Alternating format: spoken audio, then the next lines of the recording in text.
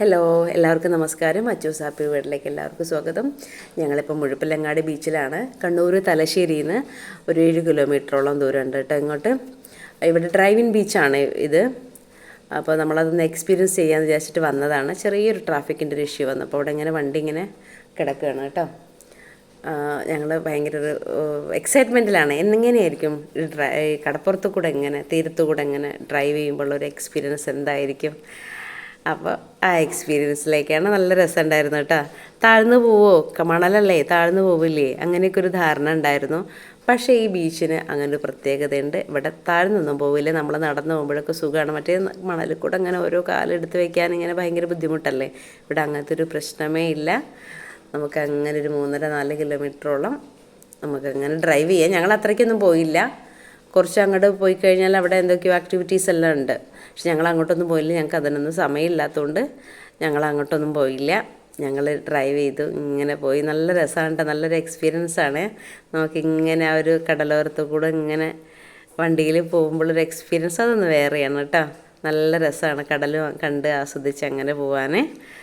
നല്ല രസമാണ്. എന്തായാലും നല്ലൊരു എക്സ്പീരിയൻസ് ആയിരുന്നു.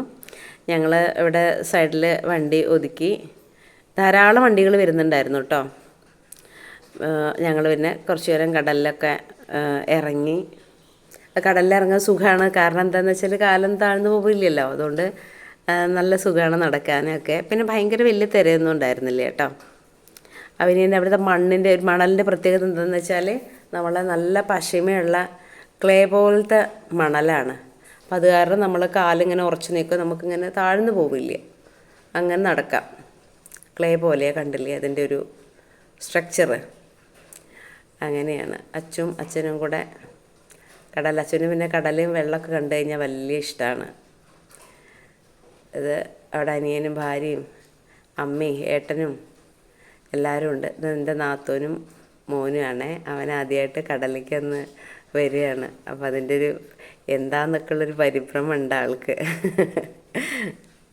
എന്താണ് എന്നുള്ളൊരു പരിഭ്രമം ആദ്യം ഉണ്ടായെങ്കിലും പിന്നീട് ആൾക്ക് ഇഷ്ടപ്പെട്ടിരുന്നു. താഴില്ല, പിന്നെ ചെളിയാവില്ല, മണലൊന്നും നമ്മളെ കാലിലാവില്ല. അങ്ങനെയൊക്കെ ഉള്ളൊരു ഗുണമുണ്ട് ഇവിടെ. മണലാവില്ല എന്നുള്ളത്. പകച്ച് നോക്കുകയാണ് എന്താ പുതു കഥ എന്ന്. പിന്നീട് ഇഷ്ടമായിട്ടോ ആൾക്ക് നടക്കാൻ. ചോറൂണൊക്കെ കഴിഞ്ഞിട്ടേ ഉള്ളൂ. ഞങ്ങൾ കുറച്ച് നേരം അവിടെ സ്പെൻഡ് ചെയ്തു. ഞങ്ങൾ ഐസ്ക്രീം കഴിച്ചു, ചായ കുടിച്ചു. അതെല്ലാം കഴിഞ്ഞിട്ടാണ് ഞങ്ങൾ തിരിച്ചു പോകുന്നത്. ഞങ്ങൾ വേറെ ആക്ടിവിറ്റീസിലേക്കൊന്നും പോയില്ല. ഞങ്ങൾക്ക് വേഗം പോകേണ്ടതുകൊണ്ട്. എന്തായാലും നല്ലൊരു എക്സ്പീരിയൻസ് ആയിരുന്നു കേട്ടോ അവിടുത്തെ ഒരു എക്സ്പീരിയൻസ്. നമുക്ക് അതിലൂടെ കുറേ എത്ര ദൂരം